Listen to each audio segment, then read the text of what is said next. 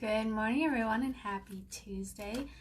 Today, I wanted to talk a little bit about fake service dogs because I've seen quite a few of them around, and I wanted to let you know how it's happening, why it's happening, and all the things behind that. If you're not sure about the difference between service dogs, therapy dogs, and emotional support dogs, I'm going to link up here another video that you can watch that I did probably about a year ago, just to save us all some time. So the story started because people have been registering, or I guess not registering, fake service animals and trying to take them on planes and in restaurants, and they're not trained to not react to all the stimulus in those places, and they're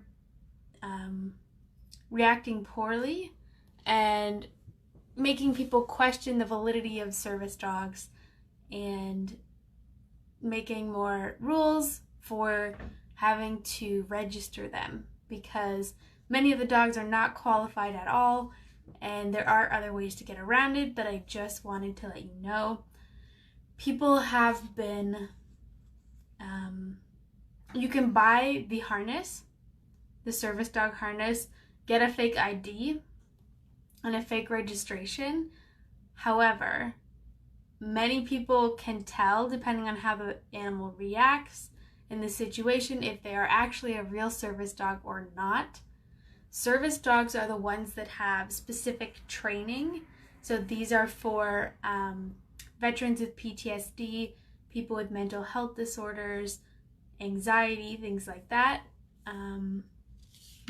Worked with many disabled people, and they're trained to do specific tasks such as help prevent seizures and protect the person if they're having a seizure, help them if they're having PTSD, open doors, pick up something if they've dropped it, things like that.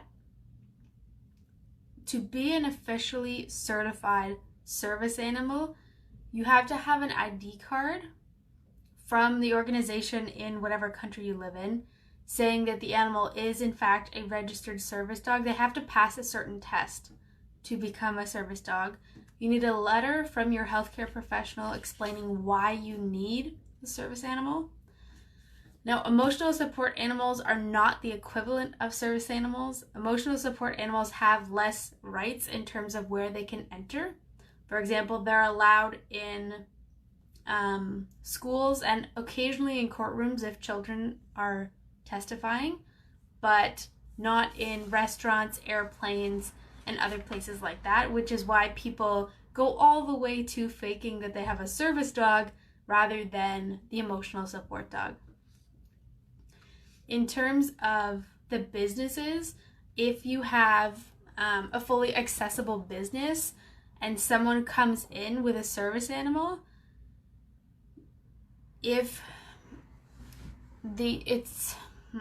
difficult to explain, but essentially the patron must be able to be served in an animal safe location, meaning if it's a restaurant, there has to be somewhere safe for the person to be served, or a staff member can perform the animal's tasks while the service animal waits nearby.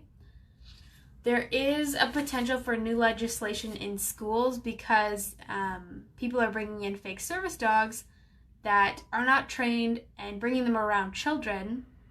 This is obviously a cause for concern, and they're thinking of putting new legislation in place so that the schools have more strict regulations on what animals are allowed in. They have to be approved by a certain government subsidy before they're allowed at the building. Currently, all the students need to bring an animal in is a note from a medical professional outlining the need that they require that animal.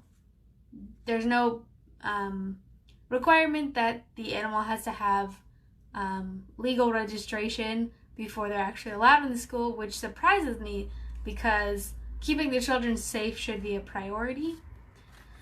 However, there's also no current formal complaint process to the Accessibility for Ontarians with Disabilities Act. And this is where people have been trying to complain about the fake service dogs. However, there's no formal complaint process.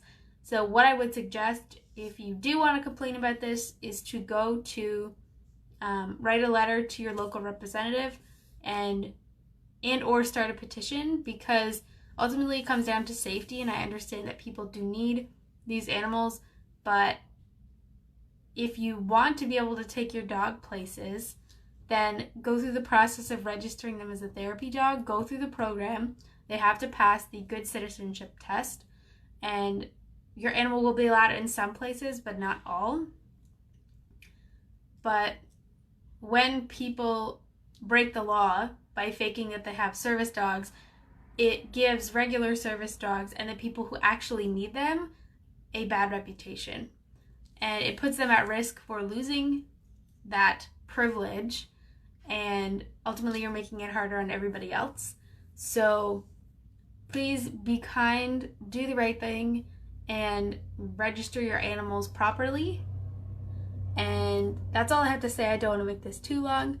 But again, I will link the video about the difference between assistance dogs, therapy dogs, and service dogs up here. Hope you have a fabulous rest of your Tuesday, and I will see you next week.